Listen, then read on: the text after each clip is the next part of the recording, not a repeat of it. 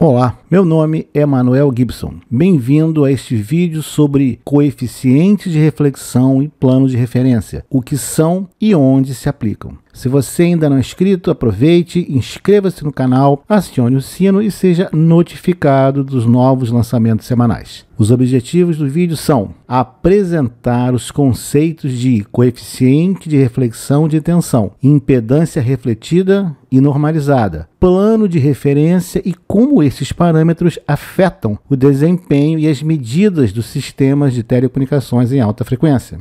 Os assuntos deste vídeo são: qual o efeito das impedâncias, onde está a referência e faremos algumas considerações a respeito dos assuntos abordados. Aproveite, deixe seu like, ajude a divulgar o canal e o conhecimento em nosso próprio idioma. Obrigado. Vamos começar com qual o efeito das impedâncias. Estamos falando de coeficiente de reflexão de tensão, representado pela letra gama, onde temos um módulo e uma fase, e é dado pela relação entre tensão refletida e tensão incidente. Todos os parâmetros são complexos, tem módulo e fase. O coeficiente de reflexão também pode ser dado pela relação mostrada, onde agora estamos considerando a impedância de carga e a impedância do gerador ou fonte. Mais uma vez, os parâmetros são complexos. Normalizar as impedâncias é simplesmente dividir as impedâncias do circuito pela impedância de referência. Quando trabalhamos com a carta de Smith, por exemplo, todas as impedâncias são normalizadas. Em circuito de alta frequência e microondas, a impedância de referência é 50 ohms. Nas equações a seguir mostradas, a impedância de carga normalizada é dado por ZL, que é a impedância de carga, dividido por 50 ohms, parte real e imaginária. Exemplo, vamos considerar um determinado circuito operando em 2,4 GHz, em que a carga é modelada por um resistor de 54 ohms em série com um capacitor de 1,8 picofarad. Essa impedância é dada por RL menos 1 sobre J ômega CL, que é igual a 47 menos 36,8 ohms, não negativo de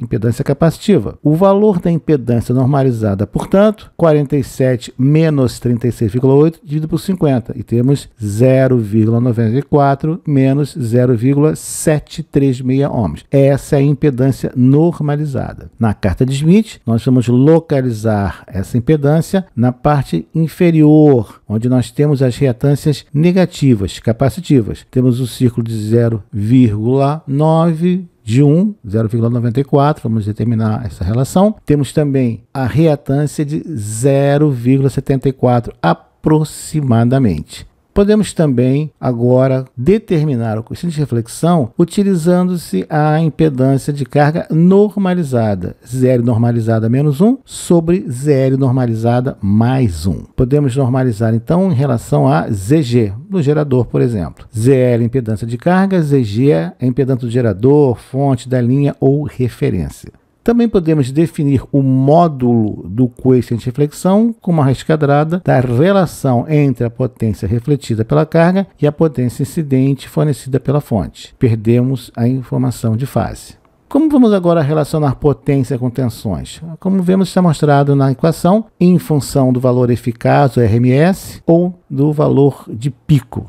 A carga casada, na condição de carga casada, sabemos que a tensão é metade da tensão da fonte em aberto. Aí temos a nossa fonte, a resistência do gerador, vamos considerar resistiva, e temos uma tensão em aberto. Quando colocamos a carga igual à impedância ou resistência da fonte, a tensão agora é a metade da tensão em aberto. Aí está a metade. E quando nós temos a situação geral, nós temos uma fonte, onde temos o G, o valor da tensão do gerador em aberto, e temos EG, que é a impedância do gerador. Estamos ligados a um dispositivo, que está ligado, por sua vez, a uma carga. Temos as tensões incidentes e refletidas. V mais tensão incidente no dispositivo, que vem do gerador. V2 menos é a tensão incidente na carga, que vem do dispositivo. V1 menos é o sinal refletido pelo dispositivo. E V2 mais é o sinal ou tensão refletida pela carga. Podemos agora definir o coeficiente de reflexão de tensão na carga pelas equações mostradas. Temos a figura e aí temos as referências: refletido, incidente. E agora também caracterizando uma Z de saída. E na fonte?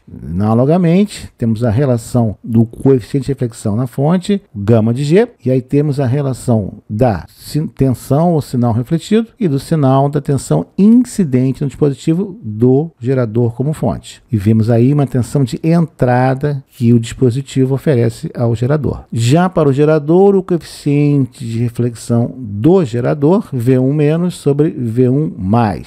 Na carga, V2+ sobre V2-. Observe então que temos que saber qual é a referência, quem é a fonte, quem é a carga para cada uma das situações. Fonte, dispositivo, entrada, dispositivo, saída e a carga. E onde está a referência? Temos o nosso circuito de entrada, saída. Nem sempre a tensão de entrada é a mesma tensão aplicada aos bornes, ou nem sempre a tensão que está saindo do gerador vai ser a tensão que vai chegar na entrada do dispositivo. Podem ocorrer perdas na linha ou desgastamento. De modo análogo, nem sempre a tensão na saída do dispositivo, BB', vai ser igual à tensão sobre a carga. Podem ocorrer perdas nas linhas ou descasamento. Onde então está a nossa referência? Nós temos que determinar qual é o valor da impedância refletida nos terminais da fonte. Aí calcularmos o descasamento. Essa equação vai ser em função dos parâmetros elétricos da linha, como por exemplo, a impedância característica e a velocidade de fase e também o comprimento da linha. São esses parâmetros que vão influenciar nesse cálculo. Vejamos então onde estão as referências. A equação mostrada é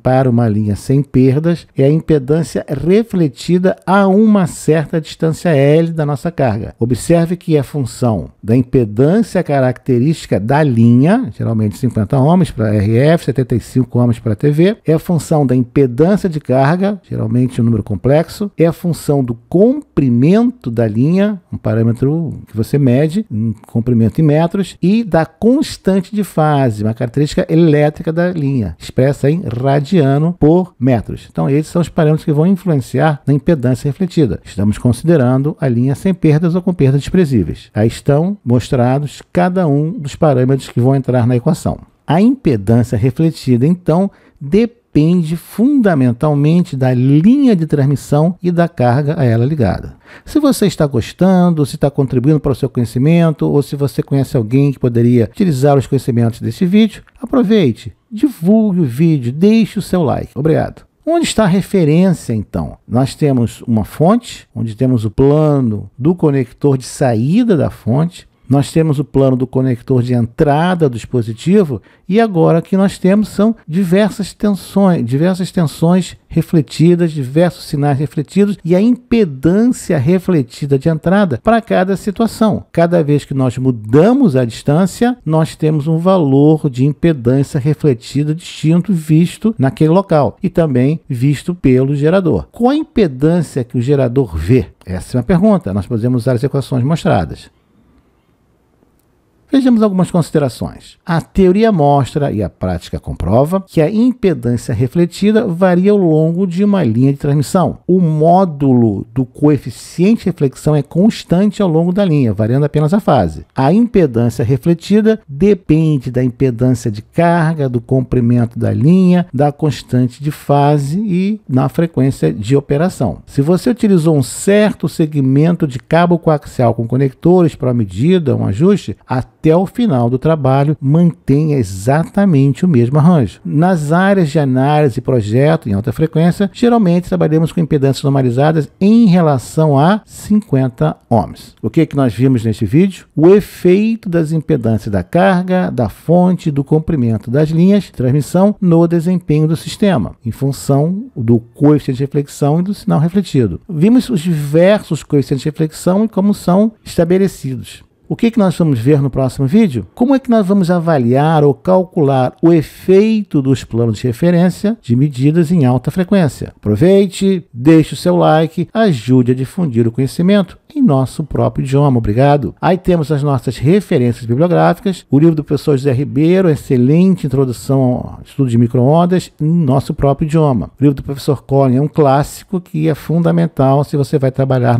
em alta frequência. O livro do professor Wright, falecido agora, continua um clássico. E quando você tem um livro que ele é chamado pelo nome do autor, você sabe que tem um clássico. Se tiver mau interesse nas áreas de telecomunicações eletrônicas, uma referência é o livro Medidas em Telecomunicações Eletrônicas. Ele é publicado pela editora Senac, do Rio de Janeiro. Aborda centenas de exercícios de propósitos resolvidos nas áreas de medidas de telecomunicações e eletrônica. Aqui no canal você encontra diversos vídeos sobre propagação em antenas, eletromagnetismo aplicado, sistemas de telecomunicações, medidas em telecomunicações eletrônica aplicada. Obrigado por assistir o vídeo e até a próxima.